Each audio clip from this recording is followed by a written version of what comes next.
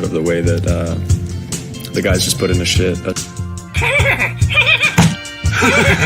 Hey, what's it like in Brazil right now? Is it warm? Yeah. It's always hot, huh? Yeah. You really fuck. This sucks more than anything that I've ever fucked before. You getting that ass, Larry? Know what I mean? You getting that ass, Larry. That's what the fuck you do. We are enjoying a lot about this time here. Why are you holding up a card to indicate a penalty? Like, there's so many different things you can do, and you decide to hold up a card? That's insane to me. Oh no, I'm stuck. Step bro, come help me. Where is the vagina? It's a trick question because you can't see it here. You need to part the labia first.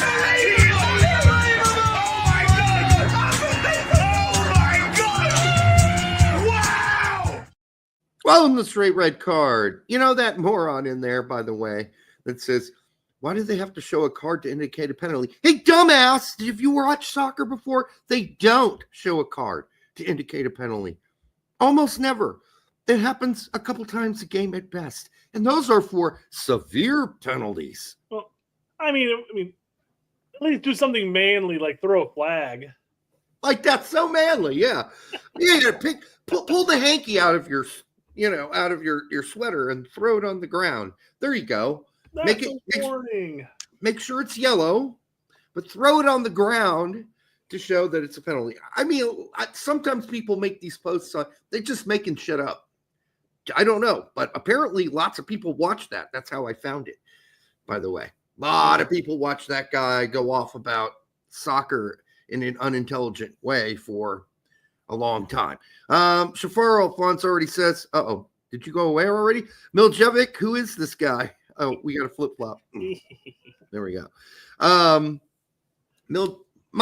Madman Miljevic is a Argentine-American. Started off. You don't know anything about him. He started out where he goes. He started out Argentino Juniors. He is a kickboxing or karate or something like that champion as well in his country. Yep. And for his age group at the time. And then he came and played for Montreal. I mean, if you consider that playing, he played some. But then he actually decided, since he wasn't playing as much as he thought, he would join an indoor soccer league, which was against his contract. He wasn't allowed to play in another league. And he went under the false name of Matko Miljevic instead of like his real name, which is like just a couple syllables off, like no one would notice. Bob Smith or something, man. Come on. I mean, come on, dude. I mean, anything, dick butts, whatever you got to do. Hey, would you blow me? But not the same name with like two syllables difference. And then he got nabbed for that and caught by Montreal because the reason he got caught is he ended up in the news because he punched out one of his opponents. And then so you're saying he's the U.S. discount Ibra. No, because Ibra never really did that except for in practice, right? Sure, I'm just talking about kickboxers. It's kind of some kind of martial artist. Ibra was what, jiu-jitsu or something like that. Something like that, yeah. You know, they're both kind of bad boys, except for this guy takes it to an extremely stupid realm. That didn't help him against Gooch. No. Now that you heard the whole story about that, Gooch was winning before they pulled him off of Ibrahimovic. So, and then Matko Miljevic went back to Argentina, where he was playing for Newell's Old Boys, where we will read you the articles later as we get into those details. All right, for the 55 of you here, let's get that to 69. Come on, let's go. Here already. By the way, I did notice this, Brett, but X Videos is one of the bigger porn sites that is not doing age verification via your driver's license in Indiana. They basically gave Indiana the big middle finger and said, come get us. Come get us. So when you're saying X Videos, are you referring to Twitter's video? No, it's a video. It's a porn site. Kind of surprised that Elon hasn't bought that out yet. Xvideos.com. Yeah. So that's one of the bigger ones that hasn't, and they basically told Indiana to go suck it. Speaking of sucking it, so I was on X Videos recently because I'm like, oh look, someone that didn't, doesn't require my driver's license. I was just testing to see which ones did it and which ones not, because we've been having that debate on this show. And so I'm watching this video. It's really hot. Things are going great. I'm thinking, yeah, this is well done. Lots of action. Like, yeah, this is good, right? Then suddenly they stop the action. I'm saying they because, it's a gangbang. And they stop. They were doing great. Everything was great. It was a great video, good 10 minutes. They stop to stuff an orange in her butt so she could push it out. In what kind of circus world do they think that is entertaining, or it just screwed up the whole film, the whole project? It was crap. And you'd say, well, how big was the orange? It was normal size orange, but it wouldn't have mattered if it were a fucking watermelon.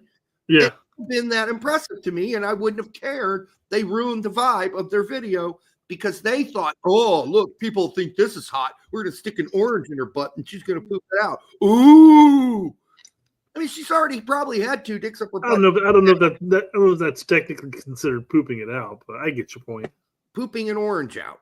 Right. Anyhow, it's not like she just didn't have 2 big giant cocks in her butt already, and now they think this is impressive. I don't get it. I don't know. And that's why some porn sucks. That's it.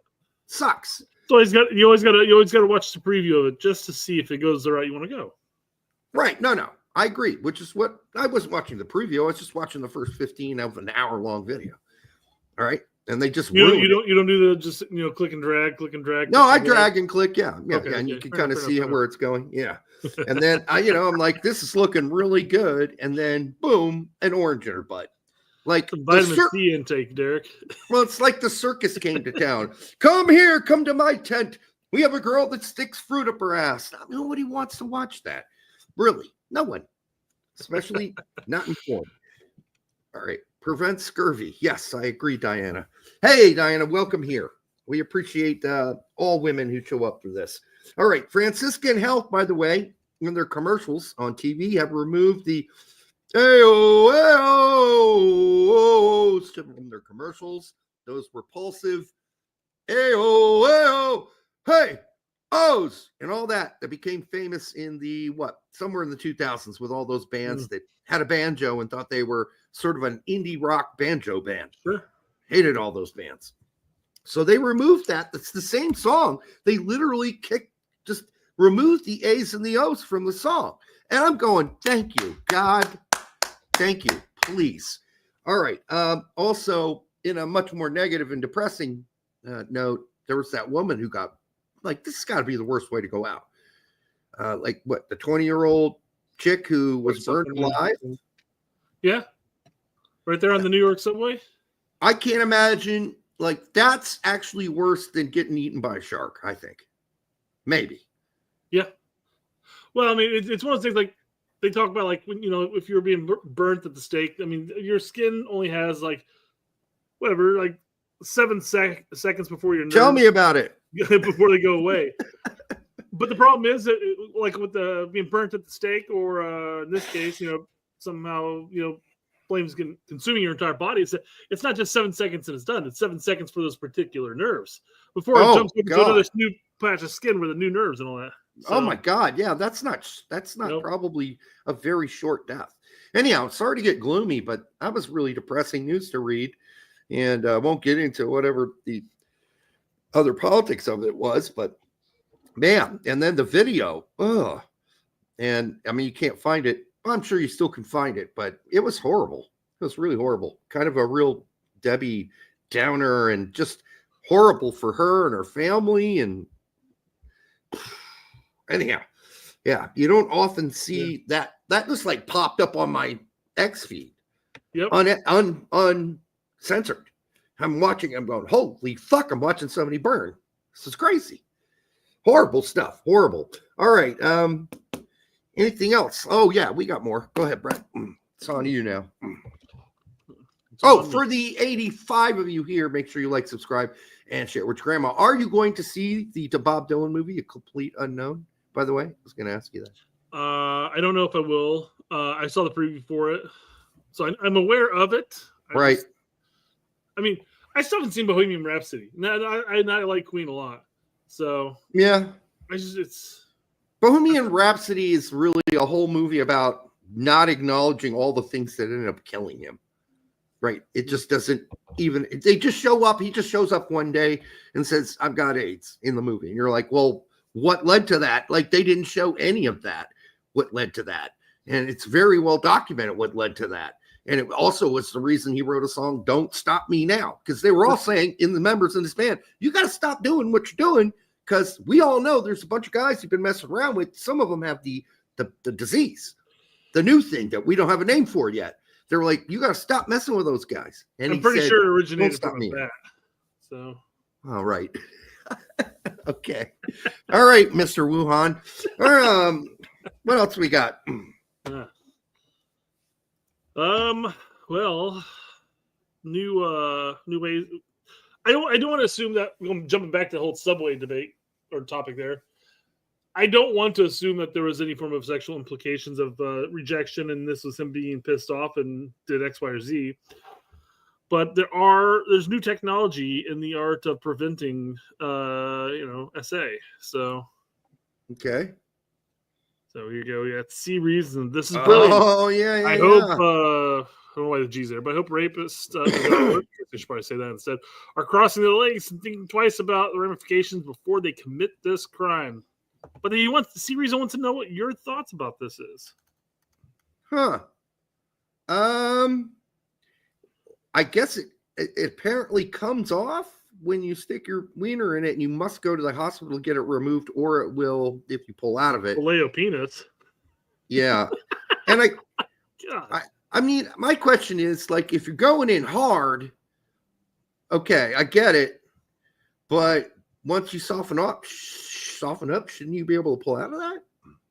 Yeah, I mean, one would imagine at the first tear, you'd probably start, like hoping that you start to go flaccid at that point, but who knows? You would think. I mean, I'm not trying to make it easier for anybody to get away with the bad R word, but I'm just saying, like, there's certain things about it that don't make sense to me, because you're going in hard, and then you apparently this comes out with you when you pull out of the thing, and you got to have it removed.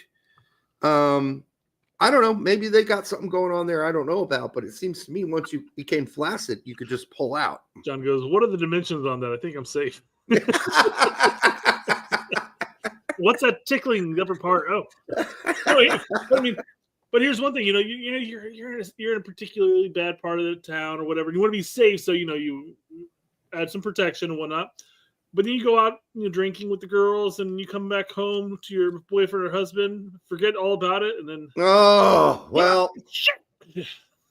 yeah, I know that would be bad. And the other thing is, does it adjust to size? Because as our poster just said, some people might be too small for this to have quite an effect. Or the other opposite thing, what if you're really big? Then you are actually just hitting the rim on the outside as you're going in, right? You could barely, you're like the tip of your penis head can fit in that, but the rest of it just, you're like, okay, something's in there. It's not right, anyhow. And I would hope, like, if the rapist doesn't get really pissed off and then kills the chick, right? Because he's so mad because he's looking at a shredded dick and going, I'm going to kill you, bitch. I'll flat out say this, though, but by the time you withdraw and it's wrapped around there and maybe flayed a bit of it, I have a feeling that the chick probably could have gotten up and run down the street a bit. You're probably right, because you can't chase her down the street with this thing on. Well, I'm just like, just the sheer shock of it all. Yeah. Like, your first instinct isn't, where's that chick? Where's that chick? Although, here's the interesting aspect. If you're really alert to it all as a chick, after he withdraws and it's on his dick, you immediately go and grab it and yank it. Oh! That's what you do. Well, he deserves it. Well, then he might kill her, because now its junk's just totally screwed. Somebody says, but what if you're going to do her up the butt? Thank you for that thought, Bandit. Yeah, I guess you're safe, because this. I mean, she could buy two of them. Well, I mean, you're going to stick that up your butt all night?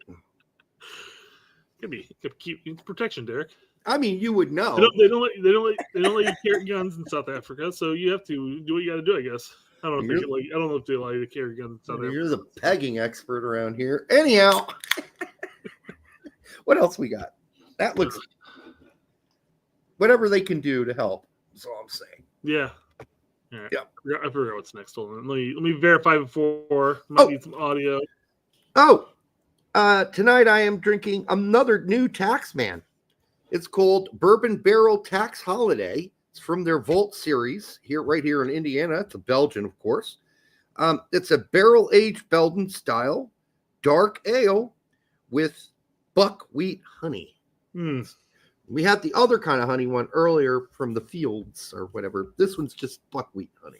So we'll see if it's good. Here we go. Oh, I didn't even get the ABV before I chucked the can. I'm about to polish off my vodka and Cristal. So nice. So this is good. This is good. It's distinctly potable. I would drink this. I hope so. I would recommend it. Well, I had the coffee one. It was off. Yeah, that's fair. That's fair. Not big Java, whatever. Yep. So, my wife's from Michigan. She was used to having, a bunch of snow all during winter whenever she was driving to school or work or wherever. Yep. And she comes down here to Indy and we get some ice and we get a little bit of dusting here and there. Sometimes some real snow, but not much anymore. And everybody fucking drives like an idiot. They're insanely stupid, and this video is a perfect depiction of what we see, except for not nearly as cool here in Indy, though. Yeah. I mean, this guy... I can't believe that guy sits there with his camera. Yeah.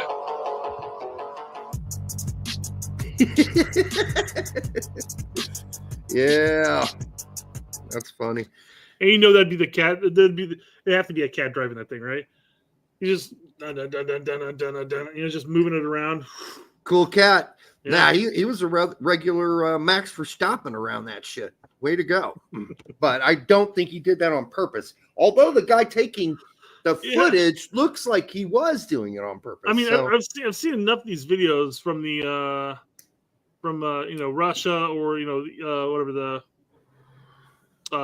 formerly known as Soviet Union, places where they do this, and usually it's like you usually see like a guy in a tractor, like a legit like massive like farm tractor, like just like drifting through the snow in there, like just like this. So I mean, this is. Yep.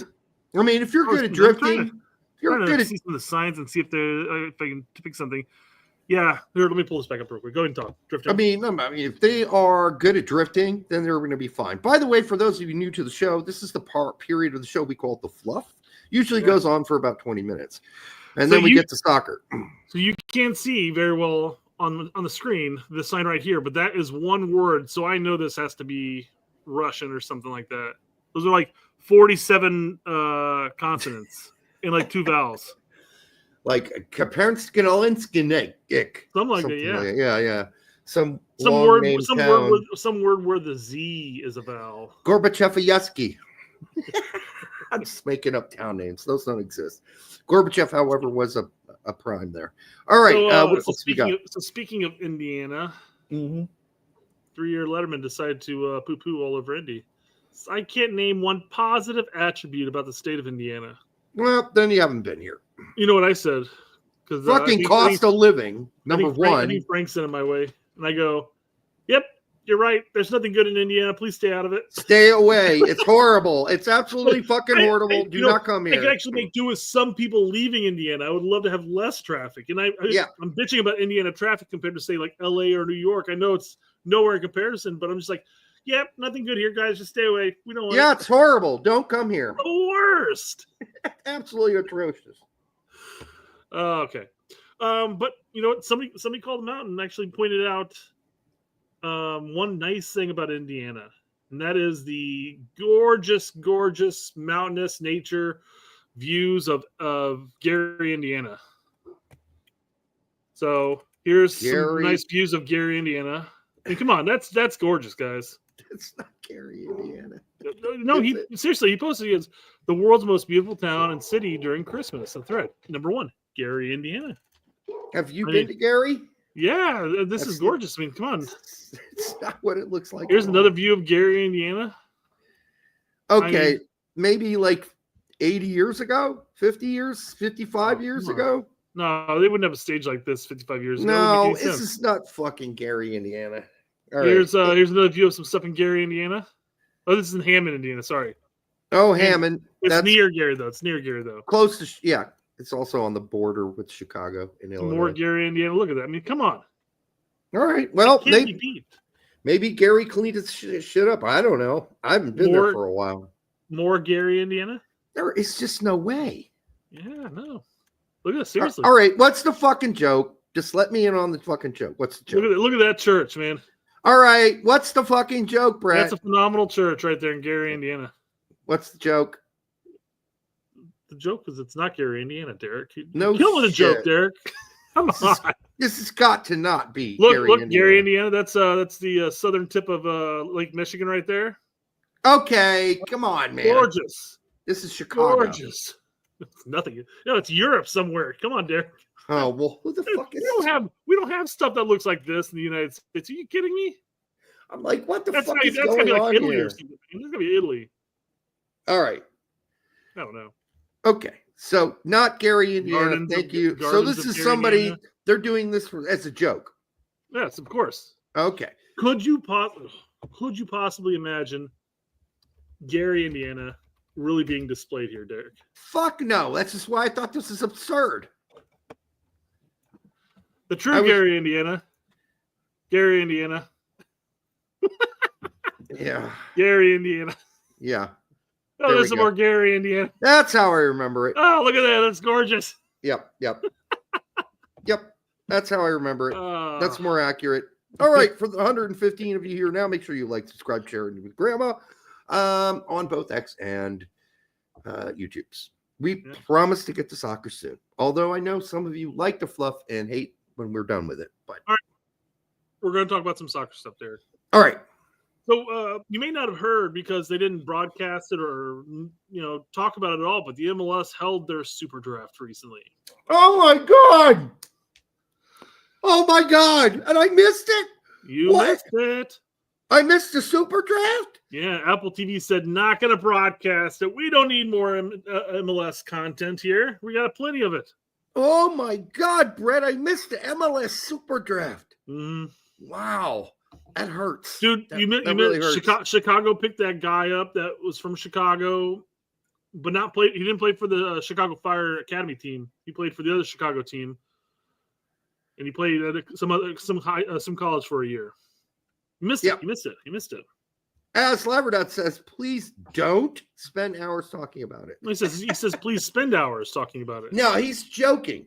He's literally joking. No. He loved the Gary, Indiana talk. Oh, he meant the super draft. Oh, that's fair. Yeah, that's sarcasm, 100%. Yeah, for sure. We're not talking about the super draft. I'm not going to go over the super draft by any means. We're not going to talk about MLS in fact. Ignore the background. Yes. I'm working abroad right now.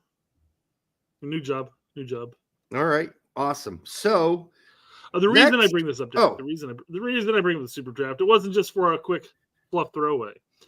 FC Dallas wanted to, highlight a former super draftee. Okay. Colin Bonner. Yep, and he goes by the Instagram Raging Bonner. And, Colin was like, dude, still waiting on my Raging Bonner jersey, FC Dallas. I like that he embraced it. That's what I like. He embraced it. You have to. With a name like that, why would you not? The problem is 10 years, 20 years after graduating from high school. At that point, you might be like, man, my Instagram is Raging Bonner. Go for it. Some of my future employees might be looking at this to see what I am as an employee. Will they have a sense of humor? I mean, I would. Some of them might not even get it. I'm flat out say it. If I'm interviewing people for a job and part of my interview process is I have to go scour through social medias, and I see a guy named Colin Bonner or Boner, however you want to say it, and he goes by the name of Raging Bonner. He's absolutely getting an interview, 100%. What about the guy who you have to talk to him? What about the guy that turns in his resume and instead of shift manager, he leaves out the F on accident? I'd bring him in just to say, surely you meant to say shift, right? Just to help him out with his resume. Yeah. No, because that literally happened to me. I was going through resumes and a guy was shit manager. I'm like, he means shift. I'm pretty sure he means shift. He left out the F, and that's a very important thing. You don't want the word shit on your resume. Shit manager. All right. You gotta proofread that shit. Shift. Sorry. Well done, Colin Boner. Many a time, Tact comes on to Twitter and says, "Hey, this is why Brazil's so much better at producing, youth talent and talent than the U.S. And it's because of stuff like, having more futsal fields out there, especially the ages between X and Y. Sure. All the stuff we talk about." And he brings it up, and I'm like, I can't argue with it. A lot of it's legit. Sure. I hate, as much as I enjoy playing indoor soccer, I hate the bad habits that indoor soccer creates on youth players. Just hook the ball, it'll bounce back, whatever. So it's got a point to some extent there. So other people are asking questions as far as, what's the best way to train youth players? Well, let's be really clear. Futsal and indoor soccer are very different. They are, 100%. Yeah. So Kyle Wilson says, should youth players age 6 to 12 years old have equal playing time? No. Not at 12. For sure not at 12. It's a wide range, and I agree. And my answer will go into that kind of. But here's why. Nothing is fair. Nothing is fair. I'm going to pull this up again. Hold on. I didn't realize he had more to talk about besides this a little bit. No, here's why. Nothing in life is fair. So why should it be equal playing time? As a coach, you should always want your players to play and put them in. I mean, it's 6, as you're saying. You don't know who's going to. Nobody knows who's really that good yet at 6. You got to play them. Yeah. But at 12, all right, they've been playing for 5 years. Kind of have some clue who's shit, who goes home and plays and practices, and who doesn't. Yeah. So my stance on this is pretty simple and straightforward. It depends. If you're a rec player, I say everyone gets equal or close to equal as possible. Rec is meant to learn, and you learn by playing. Once you start an academy or a travel club, it's the best plays more. Yes, that's just how it works. Because who the fuck cares about winning a rec league? And all those really rich parents who play to get their youngsters on the travel club, okay, and the academy, and then they're getting ripped off because if their kids suck, they're not going to play. You've got at that point. This is my big beef and why I never really went into, like, me and my brother used to coach his kids, and my brother would coach his kids' travel program when they desperately needed a coach because they played at a cheaper club. Primarily because of the price tag, but I hated coaching any form of like paid club, because then you have parents that just come and then they constantly bitch. Why isn't Johnny playing more? Luke played 90% of that game. Well, Luke's scoring 5 goals a game. What do you want? Yep. Johnny can barely dribble the ball. Yeah. So the only reason Johnny's on this team, in fact, is because you paid for him to be on this team. He should be happy he's riding the fucking little short bus with us to the games. Yeah. All right. John says, nah, it's the coach's son who plays more. Yeah. Well, that's one of the benefits of being one of the guys, to say I'm the coach. So there you go. I'll say, generally speaking, the coach's son is usually not one of the worst 11 players on the pitch. And I think if you're the coach and your son's on your team, you try to kind of almost deliberately not overdo it. So it depends on the coach at that point. It really does. But yeah, when I was growing up playing travel, my coach had a son on the team, and yeah, he was a goalkeeper, and he ended up being our second, sometimes third string goalkeeper. So the coach, in this particular case, the coach was actually harder on his son than probably needed to be in that case. But yeah. Well, yeah, I guess it'll change depending on the person. So there's that. Yeah. All right. What else we got here? But yeah, to your point, as far as the 12-year-olds, I mean, you'd assume at that point you're talking about people who've been developing and growing up, and they're no longer just sitting there playing rec. Now they could be. They have rec programs all the way through U8 or through 18s. I But, mean, again, at that point, who fucking cares? Just play them. by 12, you kind of know some things about each of the players, right? Yeah, better. You can visually see the difference in skill. They're 5. You could see the difference if it's like ridiculous, but that's, still they're 5, because Johnny, who just started playing the sport this year, may not be as good as Al, and Al's been playing it since he was 3, which gives him a whole 2-year advantage on Johnny. Well, Johnny might be better than Al in like a year. Just give Johnny some time. There you go. So yeah, speaking of Johnny, Johnny's been kicked off of Twitter. No shit. Yeah, Larry's off Twitter. Yeah. What did he do this time? Fuck if I know. Frank brought it up to me, and I go, I have no idea, but it makes sense. I mean, he's always seems to be getting canned from Twitter. They'll have a new handle soon, I'm sure. But I went back and looked at one that you were responding to him about the tackle on Holden. Mm-hmm. And you're like, I'm sure that you've seen the tackle, right? Yeah. I went and looked at that, and I'm like, all his tweets are gone. Yeah. Here's what it is. But I bring that up because Frank does bring up a question, and he tags Larry in it, which is kind of pointless at this point. Mm-hmm. But you responded to this. What's the threshold between injury prone and not injury prone? Yeah, I mean, and I like Frank's response when he says, oh, he's injured. Oh, he's injured again. Oh, he's injured again? Then you're like, okay, maybe something's up, right? And my only point was, but not if somebody broke the dude's fucking leg. Yeah. That's not injury prone. That's somebody breaking his fucking leg. Injury prone's like spaghettis for tendons, snapping constantly, right? Or bad groins or whatever. And they're constant. Yeah. So it's like, what is the issue? And how many times is it happening? And how long is it lasting? Oh, Fumar says frequency and duration. Oh, I just summed up what I said there in 3 words. Yes, that's correct. The definition of injury prone. Josh Gatt. Go look it up. It's in the dictionary. Injury prone. Definition, Josh Gatt. So I responded, I chalk up injury prone as, to label a player who's a wide variety of injuries.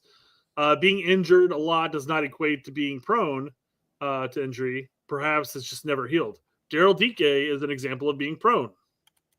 Josh Sargent, who's been injured a lot, but it's the same fucking injury because Norwich will never let it heal. Right. Is not prone. He just keeps re-agitating a fucking injury he's already had. Yep. That's why he doesn't go to a lot of U.S. campuses, because every time he flies across the Atlantic, it swells up the size of a tennis ball. Yep. And I go, Gio's probably prone, right? Yeah. I mean, we crossed that line. It's to that point now where it's like safe to assume, like, yeah, as of right now, he's prone. Yeah, he I crossed the line 2-3 years down the road, where he's maybe no longer injured 2-3 years down the road, but as of right now, he's prone. As of injury prone, if you had a scale of 1 to 10, I'd put him at like a 1 or a 2 as injury prone. He's not a 10. He's not an 8. He's not Fabian Johnson injury prone. But yeah, could he get there? If this continues? Yeah, he could. Frank brings up Pulisic in the end as question mark. And I said, well, his time at Chelsea was definitely questionable whether or not he was injury prone, because it feels like he picked up, a 4-week injury every 3 months. Yeah. So I don't know. I mean, the problem is with Gio, you don't know if it's the same injury that's just never really fully healed, but then re-agitates, or if it's a new muscle injury in that area. Well, they never tell us. Yeah. That's one thing that Dortmund's really good at. Never really telling you what the problem is. Yeah. Bob's your uncle says Tyler Adams, injury prone. Yeah. Yeah. Yep. So I'd I say guess, so. I guess a follow-up question on my take on this front is, Derek, if you're labeled as injury prone, can you get to the point where you're no longer considered injury prone? Yes. All you got to do is play a couple seasons without getting like ridiculously injured. Sure. Like where you're not out for 3 months. Maybe you're out a couple days from a knock or something, but it's not anything serious. You do that for a season and a half, maybe 2 seasons. I'm going to say you're good. Okay. There you go. I agree. It's not a well, his ligaments are fucked, so he's going to be pulling the injuries all the time. It is you had a series of bad events for a couple your current lifespan right now, but you could turn a leaf and not be injury prone in the later stages. Here's the other thing, though, or vice versa, that people should consider. It seems to me, and people have said this, and I think even Pulisic's agent said this at one point. One of the reasons he was getting injured so frequently at Chelsea is you cannot duplicate game in practice. They are not the same thing. And they're just not. You can go as hard as you want in practice. It's not the same. It does not replicate all the adrenaline, your whole body going really 105%. Like in practice, maybe at best you get 90. The physicality from the opposition. The physicality of the opposition is going to be different. So if you don't play a whole lot, like Pulisic wasn't, and then you throw him in there, and then he's going at 105 when he's used to going 90, some shit can happen. And you might say that might also be the case for Reyna in some cases. So not playing a whole lot, then coming off the bench, like that's something you need to practice because your body's just not going to be ready for 105% with all that adrenaline juicing through your veins. All right. Anyhow. Well, speaking of Gio, since you kind of brought it up, I guess this is a quote. I had to take a picture of it, it, and then pull it up because I couldn't just right click on that thing you sent me and open it up a new tab or anything like that. Now, this is from a guy that I talk with regularly on Twitter, private. They're getting pretty close. Yeah, I mean, he's got a lot of good insights, etc. And he's kind of, I think, along with Tack, saying, before you start your show, Gio needs to move outside of Dortmund. I know that they still believe in him, but he will not start over Brandt. Go somewhere else to get playing time as long as he stays healthy. This is after he started 2 games, and then the last game he played in total about 10 minutes coming off the bench, if you count extra time. He and Adeyemi, both 2 players that the board has been saying, these guys need to be playing every single game. So that's what Sahin is charged with. Play the young guys. Get their market values back up. Specifically, those 2 are good examples of that.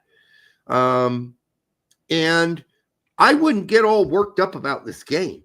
Like, they were supposed to come in earlier, but there was a red card. I don't know if anybody watched the fucking game, but there was a fucking red card. It screwed all of Sahin's subs.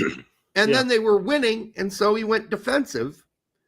And, why would you put in those 2? Well, he did anyhow. That's the good news. As you said, when we were talking about it, you're like, I didn't even think he was going to get put in after the red card. Yeah. I thought they would just be like, no, we're just going to play defense. At this time, yeah. So I'm too surprised that he got 10 minutes in the game. So I think people need to not get so worked up about this. Who knows how much time he would have got? And no, he's not going to start every game. He's just not. Yeah. Before I jump in on this, John does say, y'all still in the talking phase between you and this guy you're talking in private with. Oh, yeah. Yeah, No heavy petting at this point, guys. This guy's provided a lot of good info over the last year or so. And so listen, I have people that I talk with a lot that offline or online, I guess, but off this show that disagree with me on stuff. What site did you meet those people on? We debated X videos. Oh, fair enough. Yeah, we all have. Why did she put an orange up there? Why didn't she put an orange up there? Why shouldn't she have? Come on. I love it when they stick fruit up her butt. Yeah, those are the debates you normally have, right? And I'm like, no, fruit up the butt is not a turn on. Why is that a turn on for you? Yeah. Anyhow, go ahead. So Gio got back from injury. He played 2 minutes in one match. Then he played 10 minutes the next match. And then he started the next two matches and got like 70 minutes plus for each match. And then Brandt comes back from injury. Shocker. Of course, Gio's going to ride Pine at that point. Well, not necessarily, because he could play two other midfield positions. He doesn't have to play the exact midfield position that Brandt plays. Well, I mean, he's not replacing Gittins, and he's not replacing who's the right winger? Is that Beer or something like that? They're two totally different type of players in the midfield. They play the wingers. So basically, you'd say like he could replace and I'm spacing the two guys who sit behind on the double, but he'd be sitting further back. You mean like Sabitzer would usually be there too? Yeah. But I think you might see Reyna outright. I think you're going to see a rotation, and the reason is Dortmund is the whole fucking team's injury prone. Sure. All right. I mean, there are a long list of people in injuries, and they got a crazy schedule coming up after winter break in the Champions League and the Bundesliga. So, yes, he's going to play. Just hold your horses. There was a red card. There's no reason to panic. Is he going to start just as much as before? No, because Brandt's there now. But Brandt's going to need an occasional rest. Sure. So, or else he's going to be injured again. Yeah, I guess my point there is that most people would be under the assumption if both Brandt and Gio were healthy and one is starting, it's going to be Brandt. It is, but he can't start every game. That's the thing. Yeah. Not Champions League and Bundesliga. At some point, Brandt's going to have to sit his ass down and let Gio start a game. It's going to happen. Yeah, or like you said, depending on the match itself, Gio might find himself coming in for one of the winger options. Yes. Now, of course, he's going to play differently than the people he's come in for, but maybe that's what Dortmund's going to need at that specific moment. Especially if they're getting shut down on the wings, then you bring in a guy who can start out right and pinch in. So it's basically, as I was saying pre-show, everybody's watching the matches like this. They got their blinders on, and they're just heavily focused on this one match. Yeah. Gio didn't play. He came in for 2 minutes plus stoppage time. Oh, my God. He scored a goal last week, guys. Come on. Why isn't he playing more? It's amazing to me how many people didn't even know there was a red card in that game. And that fucked Sahin's whole sub rotation up. In fairness, that red card was like they called the foul, and all of a sudden he's walking off, and they indicated the red card above. It's like there wasn't some grand, like display of the red card or something like that some people might have easily missed. But still, there's still that giant red card up at the top screen. There's a red card on the screen, and if you watch the game, you more than likely knew there was a red card. And if you didn't watch the game and all you did is go to US Soccer Way or Transfer Market, and you'd be like, oh, shit, he only got 10 minutes total. Well, yeah, he did. But that's not how it was planned out. I think he had Adeyemi and Reyna in much earlier than that, but he wanted to see the game out first, then put them in. Nothing wrong with that, because they need to win a game. They've been having a rough go of it this Bundesliga season, and Sahin certainly, and Reyna and Adeyemi don't want Sahin to lose his job, because I don't think it's going to get any better for either of those two players with him out. So there's that. You got to remember they also just came off of what Sahin mentioned as arguably the worst match they've ever played against Hoffenheim. Yep. So all of a sudden you're up 3-0. There's a red card. You're not going to make, just start throwing in all the young attackers in there, And when you don't need any more goals, you just need to make sure they don't score any. Yeah, exactly. It's going to fuck up what might have been originally the plan. Maybe, like you said, maybe he was going to throw Gio in at the 70th minute or something like that. But then all of a sudden the red card comes and completely just rocks the boat. Yeah. My take of the whole thing is he's not going. This is still a debate that everybody's having. He's not going anywhere this window, guys. He's not. I will be incredibly shocked, and I will cook an entire turkey black to pretend it's crow. Yes, I know. And eat that on screen. He's not going to go in the January window. He's not going to demand enough money at this point to warrant a transfer. Yeah, or a loan for that matter. So yeah, I mean, he's not leaving. He's going to find playing time for the remainder of the season. Is all I'm going to say on this matter. Right. He's going to play through the season for sure. David Lamont makes a good point. Yeah, I agree. It was just weird for me seeing Brandt come back from injury instead of come off as a sub, immediately starts over Gio. I think that's where the weirdness of the situation is. Yeah, I mean, I'm there with you. For me, that's why I had said on X, well, I really think that Brandt can go maybe 65, and then we'll see Reyna. And that may have been the plan.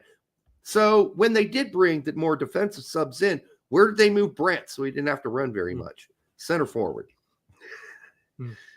He went all the way up top where he did very little, much less running. So they were preserving him, but they needed to use the subs to shore up the game. With a red card, down a man, I don't care if you're up 3-0. That's still nervous Nelly time with that much time to go. So, and they needed that win badly. Very badly. This season has sucked for Dortmund. So, yep. All right. That's Reyna. Yep. I was originally going to bring up Reyna later because it has more to do with our national team talk as a whole. But and that, obviously, it's going to come up again in the Yanks Abroad segment. But let's jump over to a fan favorite. Do not panic. Do not panic. Cap them now. Cap them now. All right. Nimfasha Berchamas played for Manchester United's U18s in a behind-the-closed-door friendly today against Burnley. He impressed with a strong performance and a goal in a win. Berchamas, 16, is Charlotte FC player currently training with United. Big talent, and that is from Tom. Don't bogart that joint, my friend. All right, Tom Selleck Bogart. Oh, listen, I'm happy for Berchamas. I mean, we'll see where this goes for him. I thought he had some great moments with the youth squads. I'm not sold. I'm not sold on the player. He's too young. He looked like he already had a ceiling. I may be wrong about that, but I'm not sold yet. We need to wait. We need to wait on Berchamas. And I'm happy for him getting some, loan, whatever. I'm not a loan, but this is a training purely winter training. Yeah. No, he's still working through the ranks at Charlotte. So I'm sure Charlotte's aching for a big transfer in this sense. But the kid's talented. Not going to say anything bad about it, but the big problem is with any 16-year-old, you don't know what they're going to turn out to be. They, what their training habits are, whether they're going to hit a wall and then crumble, or if they're going to burst right through it. You just don't know. Right. So we'll see what happens. It's great that he's getting some training opportunities. We had joked about a previous show because the technical director at Charlotte apparently is heading off to PSV, and we joked about, he's inbound. He's going to be going to PSV, but here he is playing at Manchester United. Although it looks like, Manchester United could use the backup, the youthful energy. I don't think Berchamas is the solution yet. By the way, Berchamas sounds like a great, gravy or sauce. I had the great filet. It was topped with the best of the Berchamas sauce. Yes. I think more of a French accent, but you had the Italian hand gestures. I know. It's like a cultures there. A wonderful bechamel. I think some people in southern France do talk with their hands too, by the way, on the Italian border. I want to settle an argument in the chat. Who's the better player, Pulisic or Reyna? Well, right now, Pulisic's a better player. That doesn't really settle the debate of who's got a higher ceiling, because we don't know what Reyna's ceiling is yet. It looked like it could be off the charts earlier in his run at Dortmund. So let's give it some time, because if he can hit that, that right now it looked like I didn't even know what a ceiling. He could be one of the best players that ever played the game for the United States of America. But is he going to be able to get there is the question. That's the question. Sure. And then right now, obviously, Pulisic's the best overall player. There's just no debate. Does he have the highest ceiling? I don't know. We don't know what Reyna's ceiling is because he's been gone for so long. He's been injured so much. Hard to say. So, well, they're even though they play a lot of the same type of positions and stuff, they are two different types of players. They're totally two different types of players. So it's tough to compare, but obviously Pulisic's had the better career so far. He's obviously a handful of years older too. But even his time at Dortmund, you know, it was well, I mean, prior to the injuries, I guess, I don't know, you can make that argument. It'll be interesting to see a healthy in prime Gio if he can remain healthy and find playing time. And then we can sit back here and have this debate. Oh, who's better, X, Y, or Z? I mean, much easier comparing Dempsey and Landon Donovan. They're both attacking players. Reyna is a center midfielder who you would think in the best of worlds would be a CAM, so sort of an attacking player. But, you know, predominantly Pulisic's a wide player, a winger. And although we've seen Reyna play winger, he's not really a winger. He played pinched in. He's not a traditional winger. I guess you could say the same thing about Dempsey and Donovan. They both played the same position at one point. Yeah. Out wide. But Landon could play the CAM and has done that as well. So it's just hard comparing players that are completely different profiles. They're completely different profile players. So hold on. Oh, I can voice it out instead of typing it out. That you stop talking. Boomer goes, Poli disappears in U.S. national team games. Gio has never disappeared in a game. And I was going to type out because I wasn't sure how long you were going to continue going on that. Not very much longer. And I was going to type out, well, what about that Nations League game against Canada? Totally disappeared there. Mm-hmm. Yeah, I mean, yeah. I just think comparing the two is not fair to either of the players. They're totally different players, but even if you were to compare them, one is older. One is right now been healthy for a while and successful at a good club. And the other one's been, you know, like I said, it's tough to make the debate right now. I mean, if you had to make a decision now, it's obvious. Mm-hmm. But going as far as removing injuries from the equation and who's going to be the better player in time. Yeah. I mean, listen, Reyna's got a long ways to go to overcome Pulisic is the best player on our team right now. So, well, I'll come back to that in just a second, Julian. Yes, that was a joke. Yes. When he got his leg broken. Yeah, that was the joke. Julian Vivas for $4.99. Thanks, brother. What do you guys think of Poch not recruiting Brown? We're going to get to that. Why are some people not criticizing Poch like GGG? Also, I don't know why Miljevic is going to get called up. Well, okay. You want to deal with this topic now that you brought it up, Brett? We can bring up. I didn't realize we're going to bring up Brown again, but yeah, I mean you got to, because you've got Poch out there actively recruiting and wooing, not needing to, by the way, but recruiting Matko, Madman, Miljevic. And we already brought up his whole history at the beginning of the show. And, you know, how he's punched people in the face, how he's been a terror in the locker room at Newell's Old Boys. This is what Brian, our friend, who's been on our show twice, Brian, we got to have you back at some point. Yeah. He says, despite breaking the starting lineup at Newell's Old Boys and playing well for nice stretches, the recent behavior issues. If accurate, this is the third club he's bombed out due to wild and inexcusable behavior. Both Argentinos Juniors, Montreal, and Newell's. AMHO, this might be it for him. Talent is there, but he's out of control. Could be, but I'm sure there'll be some sort of interest in MLS for him again. He did go back to Argentina, and he was a starter for the most part for Newell's Old Boys. It's a classic. Newell's Old Boys.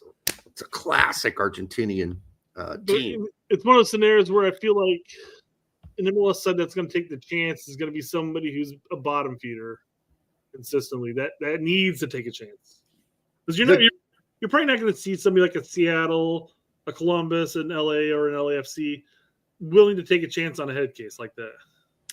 And there's a reason he has a nickname, Madman Miljevic. I mean, he is got a massive temper. He's been known in locker rooms in Montreal to be a severely aggressive and agitator who, if he doesn't get his way, flies off the fucking handle.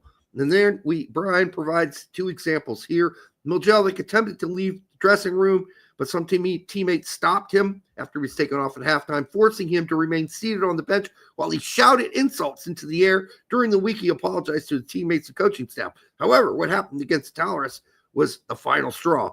In Cordoba, the former Argentinos player was substituted again, this time at halftime, and he did not take it lightly. While Moreno Soso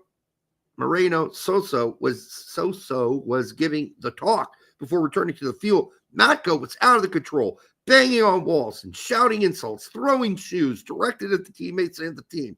I throw the shoe part in. The commotion became so disruptive, the coach had asked his players to focus on the talk and not be distracted by what was happening around, and then I can't read it below that. Yeah. So Jerry's got John's got a good. Oh, sorry. Yeah. Come back to John a second. Shortly after Miljevic grabbed his bag and left the Mario Alberto Kempes Stadium. Boy, Mario Kempes, when I was a kid, that was a hell of a player for Argentina national team.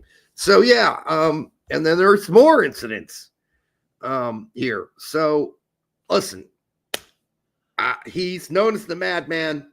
Was it Matko Madman Miljevic is what his nickname is. So, wherever he's gone, he's had this reputation.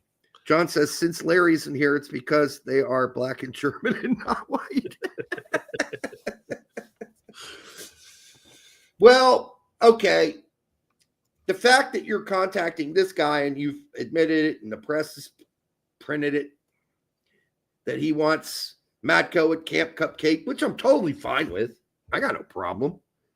My problem is, where's the phone call to Anrie Chase? Where's the phone call to Nathaniel Brown? Fuck that. Where's the phone call to Damian Downs? Right? Where are those phone calls? John's already got that covered. Who? John. He mentioned it earlier. It's because they're black and German and not white. I guess. I mean, I don't think any of us believe that to be true, but yeah. So my joking take of this whole thing, because it's kind of a joke, and we'll see what happens when he actually hits camp. And we're talking about Camp Cupcake anyway, so who gives a fuck? Yeah. But I said third club released for behavior issues. Clearly, the missing link to the U.S. men's national team. Perhaps Poch is calling him up to toughen up our boys, a single man Bash Brothers. I mean, listen, if you want to get back to Klinsmann saying sometimes you have to step on their toes, maybe he's looking for somebody who can step on some toes. And it's not like he played for – listen, Newell boys are having a horrible season. They really are. But he's not really the reason they're having a horrible season. He played pretty well, I think, for most of the season. So, by the way, I did notice this. I had to bring this up. So we do know there's a team called Young Boys. Yeah. There's also a team, was it in Switzerland as well, called Quick Boys. I'm not even kidding you, man. Look it up. There's a team called Quick Boys. Quick at what? That's my question. Young and quick when they're playing the Young Boys. Say Quick Boys in Europa playing against Brest. Brest is going to definitely win, because there's going to be some premature ejaculation. All right. Quick Boys is Netherlands. That's right. Thank you. I saw that the other day during the Beker Cup, the Beker, as we call it here. Yeah. And I thought, really? Quick Boys? There's a team called Quick Boys? How gross is that? All right.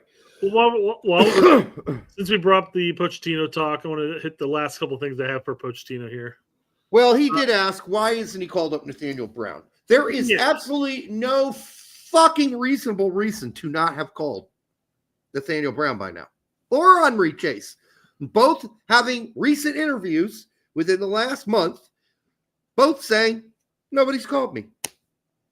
Nobody's reached out to me. I mean, we can keep saying that, and we have no idea if since our constant pressure may have taken its toll on Poch, and he may have hope so. Since then. I don't know what happened since that interview. I hope in the last week and a half, 2 weeks, something's happened, because this is not acceptable. And I don't know why people aren't. And he asked, why are people criticizing that Poch for that? Well, we are. Yeah. I don't know if we're the only show that does it, but with Nathaniel Brown, though, there's a number of people, and even Tack jumped on board with it, saying that Poch is not I'm going to use the phrase here, but liable for Nathaniel Brown, because that would have been under Greg Berhalter tenure. Oh, bullshit. Come on, man. That's not true. Tack, I love you, but boy, that is not true. I'm sorry. He was a prospect when Greg was there. All right. He was still playing 2 Bundesliga. He's playing big boy ball now for about a month and a half. Give him a call. Yeah. I'm sorry. I'm not going to reopen the can of worms as far as whether or not he's eligible due to the documentation of the person, but it's possible that Tack may be making that comment based off of the understanding of that of the only documentation we can find from FIFA about dual nats at this point, and that's from 2021. So we've talked about that. I don't want to reopen that can of worms. If you want to mention something about that, you certainly can. But I'm just saying, right now the guy's proven himself. And if you're saying, oh, but he called up Kevin Lund, which I totally agree was out of nowhere in many ways. Most of us didn't know who the fuck Kevin Lund was. Okay. Until he filed the one-time switch. I was like, who the fuck is this? But, okay, you could blame that on Greg, but Greg's gone now. All right? It's still on Poch for not reaching out to Nathaniel Brown. Now, early. Still early. Okay? It's still possible. But you got to hit him up right away. After I watched the first 2 games he played at Frankfurt, I'm calling him up. I'm not waiting. Not waiting any longer. 2 games is all I need to see. And now everybody in Germany is saying, oh, yeah, there's really good chance he's going to make the next German national team. That's how good he's playing. So is that how good he's playing? I mean, the last game was pretty good, but not as good as the 2 other ones I saw, but whatever. I wish FIFA would just release the documentation of who's eligible and whatnot in that sense. Because again, we're going off of articles that we recall, but if you ever do a search for it, you get 3-4-year-old information. He's eligible. So, I called him Kevin. Kevin what? Oh, you gotta take a drink then. That's fine. Drink. No. That's good. Oh my God. That's because it starts with it's a Kevin. His name's Christopher with a K. I'm sorry, it fucked me up. I wasn't even paying attention when you mentioned Down. So you called him Dominic, right? No, I called him Damien. Hey, well done. I got it right. I can't. Now I fucked up Christopher Lund's name. Yeah, you fucked somebody up. Yeah. I think Kevin's much easier to say, even though I have a son named Christopher. Anyhow, it is what it is. It's just, when Poch came out and said we're talking to multiple dual nats, he was lying. We had no idea he was talking about somebody who's 23 and been kicked off of 3 teams down and was currently at the time playing down in Argentina. So he's talked with Miljevic and he's talked to what's his face from Burnley, Kolyosha. There you go. Multiple. Those are his 2 phone calls. That's what you say is multiple. Yeah, we talked to multiple. He hasn't talked to Downs, hasn't talked to Anrie Chase, and hasn't talked to fucking Nathaniel Brown. What the fuck is going on? He said multiple. He didn't say I've talked to many. Many would indicate more than 2. Well, why didn't he just say I talked to 2? And it's none of them are the ones you think I would talk to. I'm supposed to talk to. Oh, yeah. That's what he should have said. That's a great talking point, like in front of Yeah, I talked to 2 dual nats, and you never would have guessed which ones. Because there weren't Not the ones I obvious should have called. They're the ones I shouldn't have called, but I called them anyhow. All right. No. I don't know. Again, you can bash on Greg on a lot of things, but when it came to dual nats, I appreciated his stance on it. He would read him or part of his team or even U.S. Soccer would reach out, indicate interest, and say, "Hey, we'd like to have you in." Yeah, I'm not saying or if they have suck their- options elsewhere, and say, "Hey, go take a look at that camp. See which camp you like best." Yeah, and I'm not asking Poch to suck their dicks. I'm just saying, drop a call. Say, hey, we're paying attention. We really like what you're doing at Stuttgart, Anrie. Keep it up. Yeah, you don't need to suck their dick. Just sex them a little bit. You call up Nathaniel Brown, say, hey, baby, like how you're rocking Woo, out there wee. at Frankfurt. It's really making me hot and heavy. You know what I mean, Nathaniel? Hey, you ever interested in playing for the USA? You know how to get a hold of me, baby. That's all you need to do right there. All right. So I did want to talk about Poch for a couple things before we bolt back to where we were at originally. And again, thanks for the super chat. Who was it again? It was Julian. Appreciate that, Julian. Yes. So still talking about the whole Poch topic, because it'd be weird to come back to this later. Pete posts, to create, you need freedom to be creative. And this is in reference to a comment that Pepe made. Yeah, brother. It's a 14-second clip. Let's just take a look at that and we can talk about that briefly. Hell yeah. We don't need to spend a lot of time on it because we've been talking it since the BJ and Hudson days. Hammer! By the same guy, too. Hammer Berhalter, my brother. Go for it. Let's do it. In the attacking third, he's not going to tell us how to play it. He's like, you guys are here for a reason. You guys have talent, and it's all about what you guys want to do up there. He's like, up there, it's all about your guys' creativity, and to be honest, that's the best thing that we probably hear from a coach. Yes, always told us that. Not what you heard from Greg, was it? No, it wasn't. Not what he heard from Greg. What we've been hammering all the years that Greg Berhalter was manager. People are like, oh, well, like we had fucking Alexi on the show. He's like, oh, well, once the whistle blows, it's all up to the players. No, it's not.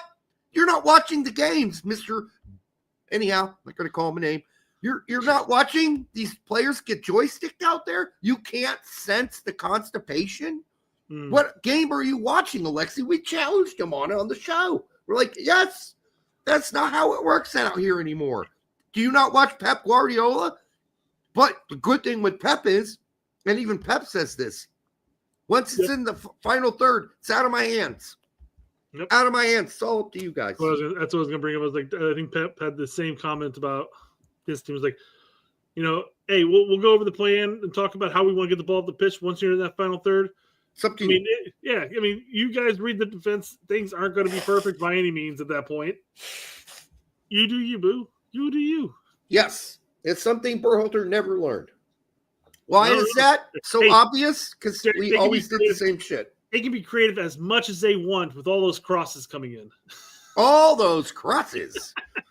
Absolutely. What a plan. Anyhow. You know what? That's one of the reasons why I'm okay with Berhalter being at Chicago. We could use a little constipation as far as all the leaking of goals. Assuming that we can talk about it just being in the back end. I mean, up top, we don't need the constipation. We just need it in the back. Yes. Oh, Timbo Slice. Yes, I've absolutely heard of Mo Lester. Absolutely. Excellent IU player. Mo Lester. Come on.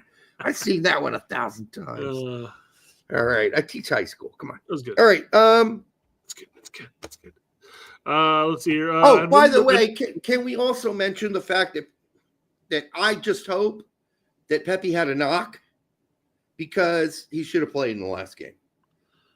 Okay. Why didn't he get a standard 10 minutes? I don't. Just because DeYoung scored a goal, we're going to leave him in there for 90? You got to keep that going, that train going, that, DeYoung train. I mean, it's so ridiculous. And yes, I've heard of Phil McCracken. Listen, he should be unless he's got a niggle or a knock.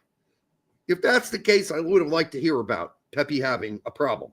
Sounds like a Dr. Seuss book that never came out. A niggle or a knock? I'll take the niggle. So I hope.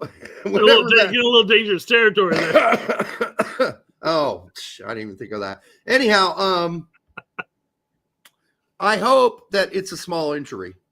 Yeah. Or just like he needed a right rest, or because I just don't get the point of playing De Jong 90 minutes when you're up by that many goals. Like, let Pepe go in and get his 10 or his 15 like usual. But to not play him at all, pure blasphemy on Bosch's part. Yeah. Pure blasphemy. Yeah, that one I don't understand, because we talked about the Gio, like he scored a goal last week. Yeah, Pepe's been on fire for PSV. Yes. I mean, I think you posted on a tweet, like, I understand De Jong's, the captain, but unless they plan to pay Pepe 90 in the next one. Maybe. Yep. All right. Last, go ahead. Were you guys mentioned? I was going to mention Maloney because he came not up. Yet, not yet. Okay. I want to get this Poch topic done with. You keep cutting me off at the knees. Man. At the knees, you're cutting me at the knees. McKinney on Pochettino. I think honestly, he put the kind of savageness back into the team, that South American feeling, which is obviously going into tackles hard, not caring who you're playing against, maybe a little bit of dirtiness. Ooh, I like it. I guess you could say, without contradicting the sport itself, but a little bit of dirtiness in the game and that grittiness that the USA is always known for. Good. Where the fuck was that emphasis from Greg? Well, I mean, these players, all they have to do is listen to our show. We harped on that for 6 fucking years. God damn. No gritty. There's no grit out there. There's no, balls to the 6 wall. was pushing it, Brett. We've only 5.5. How long have we been back? Well, we did the entire cycle under Greg. No, but actually, sorry, we've been talking about before we did during COVID. So I mean, he lost a year there. That's fair. And we weren't there at the beginning of Greg as the channel. Not even close. We as the community, not necessarily our show. Our show listened to us for like the last almost going on 5 years now. This would be 5 years. Is that true? We picked it back up winter of COVID. Okay. Yeah. I was still back at my old house. I thought it was 2021. Nope. 2020? Yeah, I think so. Yeah, we better double check that. Yeah. Anyhow, point being, we'll get called out for that. Yeah, I don't think we'll be around that long. I think it's 4, not 5. All right. Anyhow, doesn't matter. Yeah, but since we've been back for 4 years, we've been absolutely saying the exact same thing, that the team needs to step on some toes, that obviously something needed to happen to bring back that gritty American sort of go out and just give it 100% and bust your ass. And so good. I'm glad to hear that. Good. I concur. Okay. Yeah, it's gonna be going on 4 years. Okay. 3 will turn to a 4 shortly. Yes. Okay. Thank God. You're making me feel like time has flown by way faster than it has. All right. It's still 4 years. I mean, that's still flying by. Oh no, it is. But back 4, watching those early shows. 4 makes more sense to my brain than 5. Okay. Let's see where we're at. Let me get rid of that, and then you kind of wanted to talk about this, so let's go ahead and pull up. Transfer news, transfer news. Who's getting mounted on transfer news? Who's getting over on transfer news? Transfer news. Everyone loves that transfer news, but me. Whatever. Before I forget it, the 169 of you who were here about 2 minutes, 3 minutes ago, make sure you like, subscribe, and share it with your grandma. I'm sorry I missed it. It's past. It's gone backwards, actually. Womp womp. All right. So this is the quote coming from Frank Schmidt, manager at Heidenheim, about Maloney, and then I've got his translation, because I mean clearly this is English to English translation that has to happen. So yeah, but it's what we already said, right? Yeah. We already told you this was going to happen. Maloney's fit. He's been training again. I decided yesterday and also for Sunday not to include him in the squad because he's not in a condition to fully concentrate on the sporting tasks at the moment. Why is that? Because he's asked to be traded, or asked because he said he's leaving. He's leaving. I'm going to another team. Everyone can decide whether to extend a contract or not. Of course, he didn't. But in the overall context, the situation in the winter will play a big role. Well, what he's saying is, if nobody comes a knocking, his ass might end up back here anyhow. And so maybe we'll see him again. But somebody's going to come a knocking. The translation is he's fit and able to play, but he was too busy packing his bags and getting ready to move to another club. Yeah, his transfer will come in handy as we try to call in reinforcements to stave off relegation. Yes. That's what he really meant. Doesn't mean, why would you say something along the lines of the situation in the winter will play a big role? Yeah, right. It'll play a big role in us getting somebody else to come here. Right. So, listen, he refused to sign a new contract deal. He saw the writing on the wall, as most of us did, about 3 weeks ago, that Heidenheim were probably going down. And as the transfer window hit, he decided, I don't want to play for this team because they're going down. I'm going to see if anybody else wants me on the market, whether that be a Feyenoord or a, some other mid-table team in Germany. I just hope wherever he goes, he requests to play center back. That's what I want to see. I want to see Maloney play center back. I agree. Yep. So apparently a Premier League team has made a $20.7 million bid for Pepe. Oh, God. Here we go with Liverpool. That's that's the talk of the town, yeah. Although last I heard, they haven't. Prior to this tweet right here, last I heard was there was an offer made or communication was made about a $20 million bid. People don't not understand. actually an actual bid. There's no bid for Ricardo Pepi. At the very most right now, people might be throwing out some test dollar, like, whoa, wait, what do you guys think about at 20? Well, how about, they're not going to start 20. They'll be like, what do you think about 15? Nobody is making it off. There's also no way the PSV are going to let him go. But the way De Jong's playing this season, that would be crazy on their part to do that. Okay, De Jong just finally scored a goal after having what I would basically frame as a shitty fucking season all season long. So I don't know who Ryan Tolmich is. You can hover over him. I don't know who that is. Yeah. American soccer correspondent for Goal. Okay. Well, I'm not going to say anything bad about Ryan, but I think making a post like this, it would probably be a smart idea because this could be his agent pumping out bullshit. And this could be why he didn't start, because his agent's out there throwing like this shit against the wall. So journalists pick it up and post it like it's true, but it's not true. Goal has learned that a Premier League, not yet publicly named, has submitted an offer of approximately $20.7 mil for Pepe the upcoming January window. Yeah, supposedly it's Liverpool. It's bullshit. Yeah. It's bullshit. Apparently a Dutch outlet, this one right here. I can't see it. It's so small. Yeah, Eindhoven's Dagblad. I could read it, but yeah. You got Eindhoven, right? Yeah, no. Dagblad. If I could see it, I might help you out, but I can't. Pretty sure it's Dagblad. Where is it at? Now I gotta find it. Nope, there you go. Bigger picture, so it's back up here. Right there. Yeah, Dagblad. Yeah. Oh, Dagblad. You're right. Oh, you're well like, done. Oh, yeah, it's Dagblad. Yeah, well done. I know, I'm getting better at this. Apparently, they're first to report the offer being made.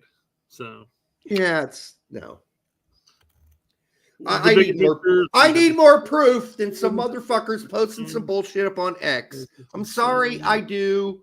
I just don't trust you guys anymore. All of you post so much fucking horse shit about who's watching who's tracking what, who's offered who what. I don't believe any of it anymore. So, I just don't. Yeah, so they've heard some rumblings about this 20.7 mil offer, and it's possible that it's legit. It's possible it's just talk. It's possible, like you said, it could just be agent fluff. Yes. Throwing it out there. Looking at the 20.7 mil, what they paid 8 for to Augsburg, right? For him. Yep.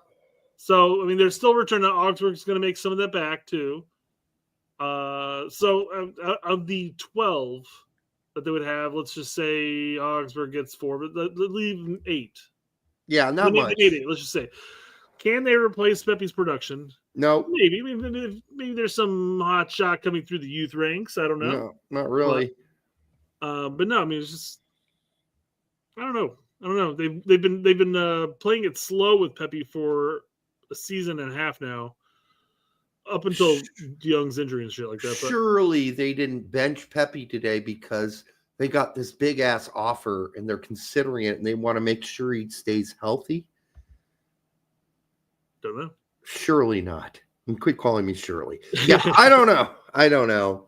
Yeah, I can't buy this until I see more reports. I'm not buying because so much of this is A, conjecture, and B, it's agents pumping out bullshit stories to boost up the value of their player. And that could be, honestly, why the club's pissed. See, because it's agents pumping this bullshit out. Otaku, An unknown club. Go ahead. Otaku says that from Rick Elfrink, an unknown club has verbally indicated that they want to offer almost 20 million euro. Oh, so 19. Well, no, it was 20.7 million or 20 million euro was what the other one said. All right, yeah. Yeah, but will only consider a sale if a gigantic offer is made. I'd say 20 million's pretty substantial. So, well, maybe they're looking at it the other way. Maybe they're like, well, Pepe's killing it for us right now, and I think he's a future, and we have Champions League dreams and everything like that. So I don't think 20 million is going to bid it. Maybe well, then they're dreaming. Yeah, well, that's possible. He's not even a starter for PSV. Yes, is he scoring goals out of his asshole? Absolutely he is. He's doing great. Yeah.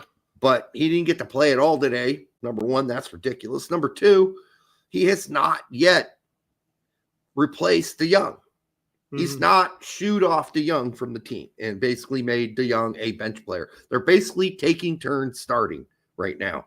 Yeah. And, I don't know how long that's going to go on. But. Well, yeah, the talk with it being Liverpool, isn't the manager at Liverpool the former Feyenoord manager or something like that? Or some technical director or something like that? Because I know he was really interested. Apparently, he was really interested in getting Pepe after his Groningen days. But then PSV swooped in and grabbed it instead. So maybe. there is that connection, of course. But Pete does say that Ricardo Pepe is finally in an environment where he is on the cusp of being a starter for a Champions League team and thriving. Between now and 2026, what he needs is minutes and confidence. He's not wrong with that point. Nope. He should stay and be a starter for 1.5 years and leave after 2026 for 50 million. Now we'll see about the 50 million, but I don't know about 50. Yeah, might be. Maybe it bounce up to like 30 or something like that. But yep. No. Your dog going nuts? Yeah, my in-laws in town with her dog. Oh, that's and I hear E talking up there. The dog's barking, so I don't know what's happening. It's probably fine. But yeah, no, I agree with Pete 100%, except for maybe the 50 million. Although it'd be great if he did. I don't know about that, but I agree that he should stay at PSV, continue to get playing time, continue to build confidence. Because I've said that about our strikers for the most part.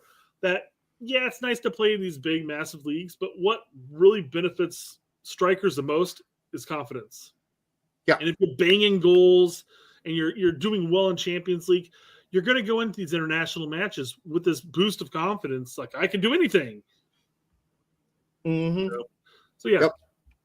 But I mean, something he doesn't bring up here, though, if he makes the move to, say, like a Liverpool right now, this winter window, then he's got what? Year and a half to earn a starting role, build his confidence in the EPL before we're in the World Cup again? Good luck. I mean, that's rough. This Premier League, it's a big step up, and it's fucking Liverpool, dude. The pressure is going to be immense. Not that he can't handle it. I'm just not sure he's ready for it because he's not even the guy yet at PSV. Let him become the guy at PSV first.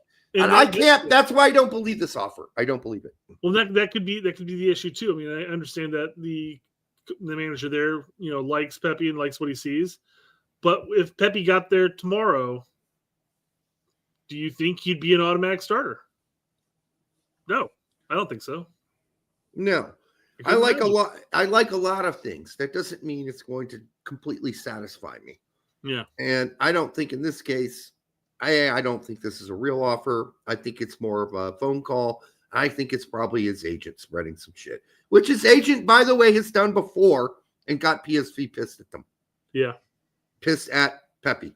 Maybe his agent needs to shut the fuck up because the last time his agent came out and started making these kind of comments, well, maybe he needs to leave because he's not getting the kind of playing time he wants. He's really frustrated. That got Pepe in trouble with PSV. So just shut the fuck up, dude. All right. Yep. Breaking news: Juventus have opened talks to extend Weston McKennie's contract until 2028 with an option for 2029 as long as he stops eating spaghetti.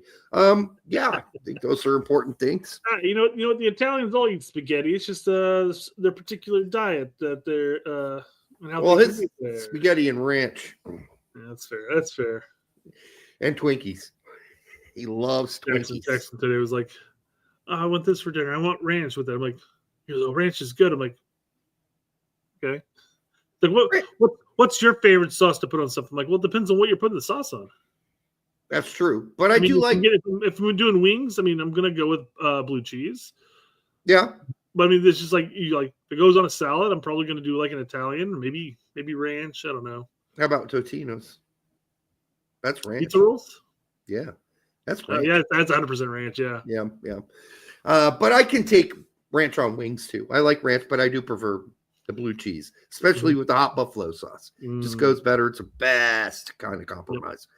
Yep. All right. What else we got? So my one time I ever brought this up on Twitter was like, now we're going to be missing out on all the potential rumors and talks and Weston being on the chopping block this window. Come on, this is like the first window of his career at Juve where he's not going to be actively shopped around. Still could happen. Could happen, but if they extend it, it's not going to happen this. It's not going to happen this winter, but yeah, could happen. Next summer, if he has another good season, maybe some teams come and knocking. They may be interesting in fielding those calls. They'll get offended that he's interested in some team, that his agent's openly asking for too much money, which is what his agent did last time. Yeah. That pissed them the fuck off. So, yeah, we'll see. Same agent as Tessman? I don't know, but Tessman does share the same agent as quite a few other players. Yeah. I mean, that's fair. There's only like a couple of players. It's not Wasserman still, is it? Well, I know Wasserman does McKinney. Yeah, so I don't know. Is Tessman Wasserman? I don't know. I don't care to. I don't care to dive into that too much. Yeah. All right. We'll just pass that by for now. All right. And it's you're correct, Leverdad. It's pizza and ranch. All right. It's the Yanks Abroad report. Bum, bum, bum, bum, bum, bum. The Yanks Abroad report. Bum, bum, bum, bum, bum, bum. I'm just trying out new things. All right. Feeling it out, yeah. Yeah, I'm feeling it out. I'm twisting some titties. All right. Friday. Pulisic was injured, so he didn't play. Musa was injured, so he didn't play. Yao went 25. Not really a starter anymore for Westerlo. I'm not sure what that fuck's going on there. Sucks, man. Yeah. Reynolds went 90 in that. And then Saturday, Chris Richards. He did end up playing. Did he go full 90? I don't remember. No, he got subbed. I thought. Hold on. I didn't watch the whole game. My bad. I thought he got subbed. There are too many fucking games on Saturday. I was flipping between so many games. It's hard for me to keep up. But I know he started. I remember watching a bunch, and then I flipped over to some other game. I can't remember which one it was. Nope, Richards played the full. Never mind. Take that back. Okay. I must have been thinking about somebody else. All right. So when I watched, he was fine. So there you go. His foot mob score got shit upon. Well, then he must have sucked It after was like in the fours. He must have sucked after I left. Hmm. But I can't remember how much I even watched. There were too many good games going on that morning. I didn't know what to watch. And then Matt Turner's in the 18. What was I watching? Was it Fulham? I can't remember. I don't think so. Gooch, 23 minutes for Stoke and a loss. Haji Wright injured still. Brendan Aronson. That might have been what I was watching. Leeds. Brendan Aronson, a goal and an assist. Goal and an assist in a win for Leeds. 74 minutes. He's picking it up, brother. And Leeds look like they're bound for promotion at this point. It looked it, yeah. Aiden Morris still injured, by the way. Dwayne Holmes, 36 minutes for Preston North End and a loss. Sargent injured. Norwich tumbling down the table without him. Tumbling down the table. They should have taken that $25 million bid or whatever it was. Well, yeah, and he's not coming back anytime soon. Anrie Chase, 45. Didn't start, but after the coach was like, fuck, I don't want to watch that anymore, he put Anrie Chase in for Stuttgart. They still lost the game, but, he might be a starter after what he watched with the other center back. Nathaniel Brown, an assist. Another guy, even if they lose, he's getting either goals or assists. Nathaniel Brown, an assist in 90 minutes in a loss for Frankfurt. That's a couple losses in a row, I believe. That's not good, especially since they were near the top of the table. They still are, but they can't afford too much of that. Joe Scally, 80 minutes, good 80 minutes. Solid as a rock for Scally in that win versus Hoffenheim. By the way, they looked a lot better versus Hoffenheim than Dortmund did. So I don't know what that tells you. Mm-hmm. Pfach in the 18. He's completely lost any hope of playing any more than like a handful of minutes the rest of the season. He's been that poor, Pfach. He's like played himself off the map at Union Berlin. Luca De La Torre, also in the 18, didn't play. Kaveh Zahir Al-Islam, still injured for St. Truden. McKenzie, 90 minutes and a win for Toulouse. Let me see. What does this mean? I'm trying to decipher my notes, but did he win them a PK? That's what it looks like here in my notes. I can't tell. Anyhow, I didn't get to watch the game. Obviously, I don't watch any of the French games. They're not on any broadcast I get. So good for McKenzie. All I know is by reading some of the press on him in Toulouse that they really like him. They really like him a lot out there. And he's had a great season. Testament, 90 minutes and a win for Lyon. That was a cup game. Caleb Wiley still has that rash on his right testicle. And so he's out injured for Strasbourg. Donovan Pines for Barnsley went 90 minutes and loss. Obviously, Slonina did not play, wasn't even on the bench. They're sending him back to Chelsea. And that was against Charlie Kellman. I always wondered, where the fuck did Charlie Kellman go? Remember, the QPR kid. And he got the goal, one of the winning goals versus Barnsley for Leyton Orient. He's at Leyton Orient. Went 90 minutes, got a goal, got a win. Good for Charlie Kellman for popping him back on my radar. I just didn't bother to check where the fuck he went. Green, 46 in a loss. Dietz went 90 in that loss. They got hammered by Hamburg. Absolutely fucking hammered. They are now down to 13th out of 18 teams scored their first. And it ain't looking good, folks. Castaneda, 67 for Paderborn in a loss. They still set 6th in the table, though. Novakovic, 90 minutes at Bari in Serie B in a loss. Yes, he's still out there playing. Also in Serie B, it was Toljan versus Christopher or Kevin Lund. And they both went 90, although Toljan and Sassuolo defeated Palermo. So there you go. And then we got to Sunday. Tyler Adams played a fabulous goddamn 89 minutes in that win. It was well worth the watch. I'm glad I watched it. And boy, can that boy cut down passing lanes. Boy, can he just sniff out where the attack's going to come from. Man United were hopeless. Yeah. Like they had no chance against Adams.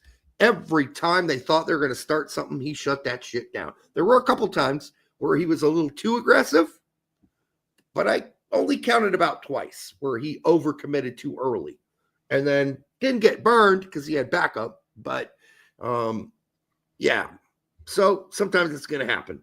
But Tyler Adams, I'd say 8 out of 10 stars. Great.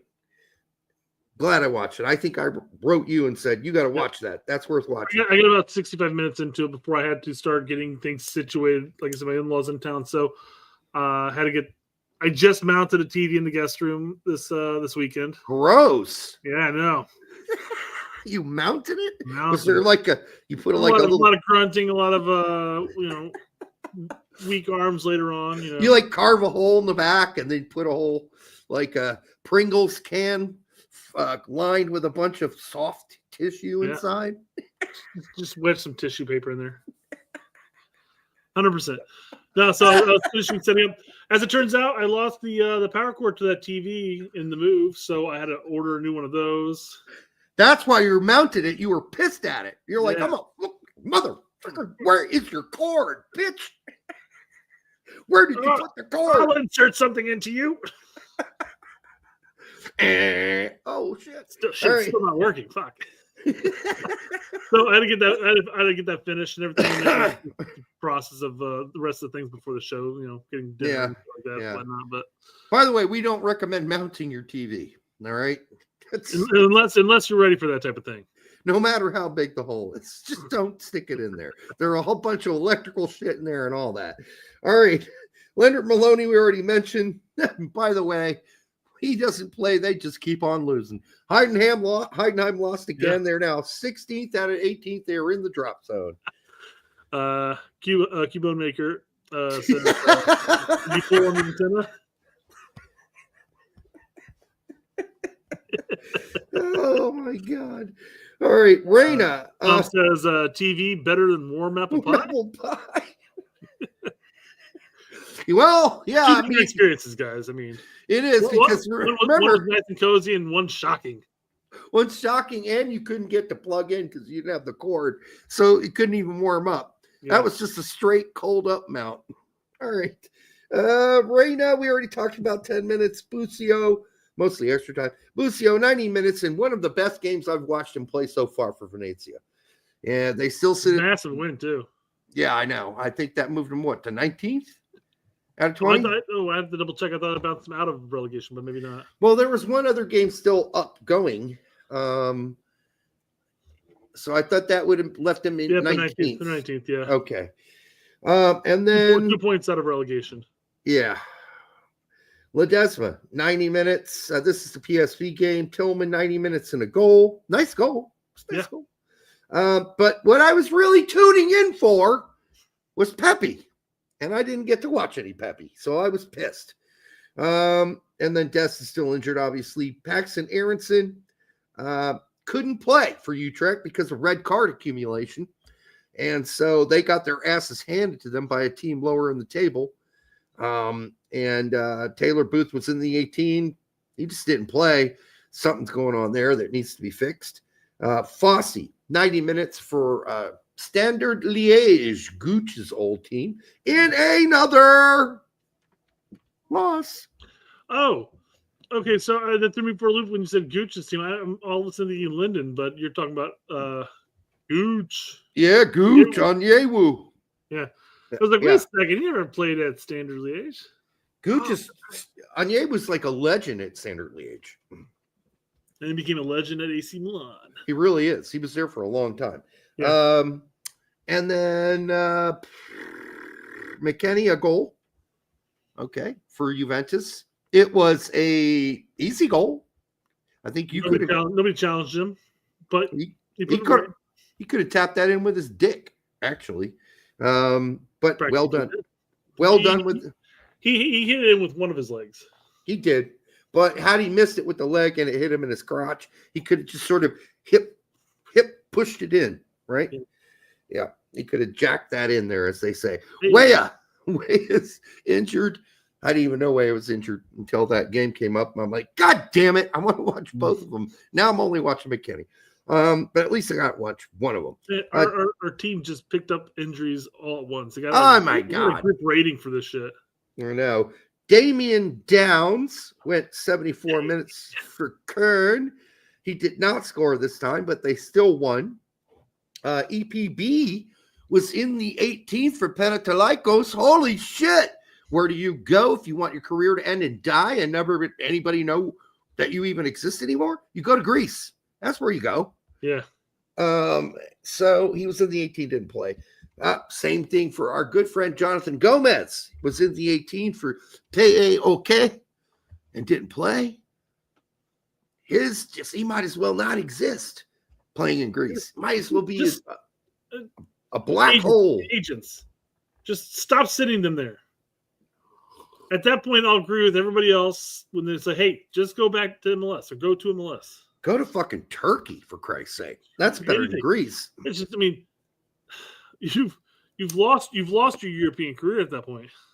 Well, yeah, if you can't play in Greece, and granted, EPB's been mostly injured, but if you can't play there at all, even though those are two of the best teams in the league, you might want to think about your agent's decision-making and where he sent you.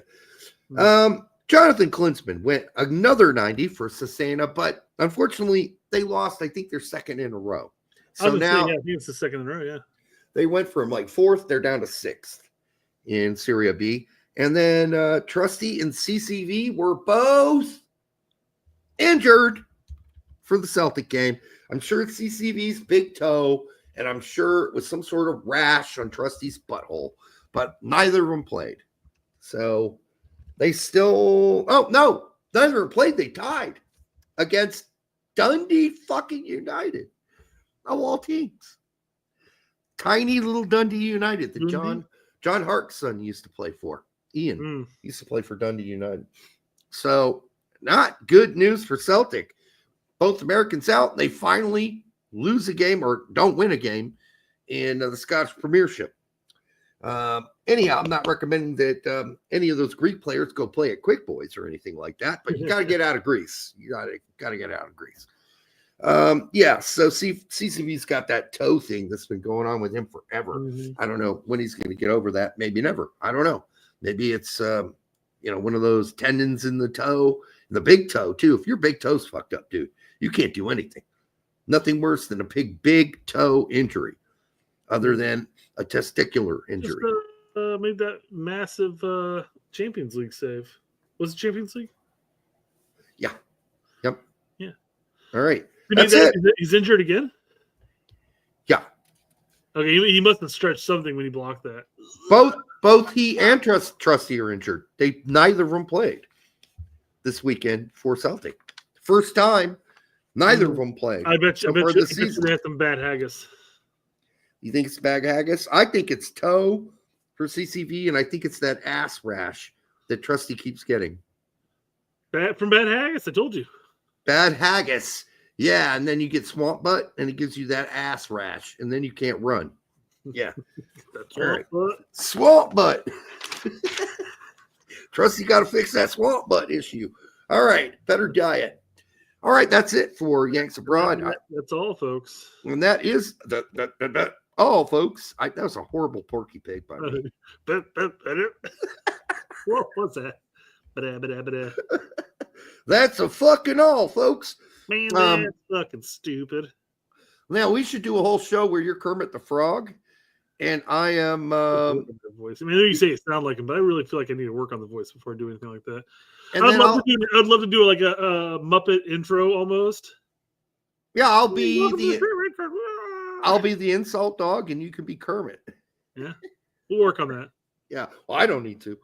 Apparently, everybody thinks that my dog character is the insult dog anyhow. So, yeah.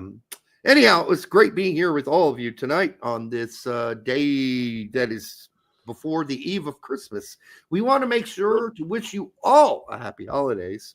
Brett, go ahead. I was going to say, let's also tell the bad news is we're no plans for doing a Thursday show, correct? No plans after the day after Christmas to do a show. We'll be back, I believe, on Monday, which is the day before Christmas or Before New Year's Eve. New Year's Eve. So we'll be back on the 30th for the next Monday show. Until then, make sure you go out there and have a great holiday with your family and your friends. We all deserve it. We've all worked hard this season, or most of us have, I would assume. And we're all keeping our heads above water or doing better, which is nice when you're doing better.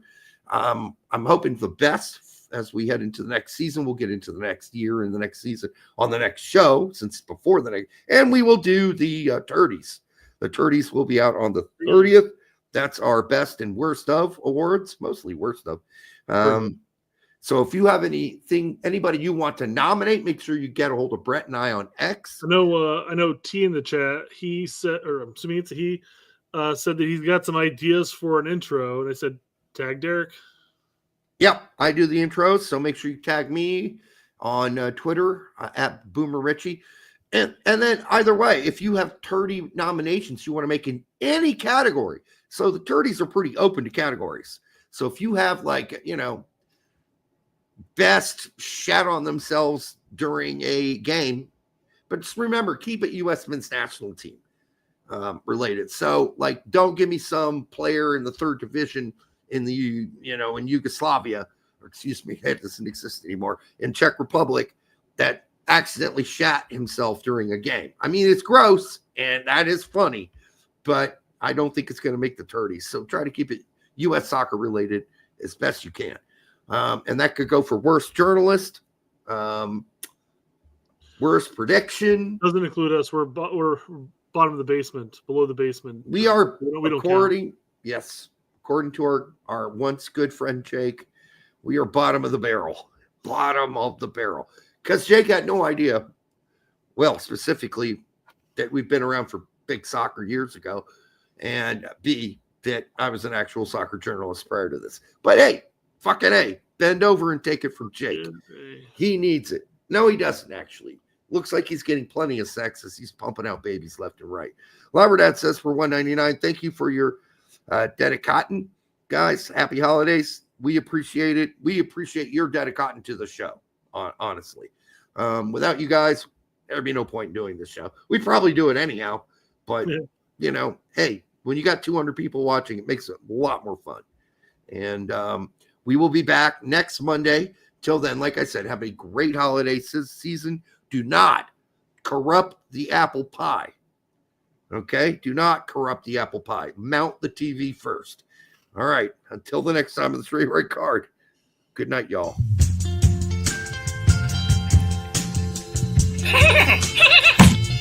That hurt. I'm really proud of the way that the guys just put in the shit. Hey, what's it like in Brazil right now? Is it warm? Yeah. It's always hot, huh? Yeah. You really suck. This sucks more than anything that I've ever sucked before. You getting that ass, Larry? Know what I mean? You getting that ass, Larry. That's what the fuck you do. We are enjoying a lot about this time here in. Why are you holding up a card to indicate a penalty? Like, there's so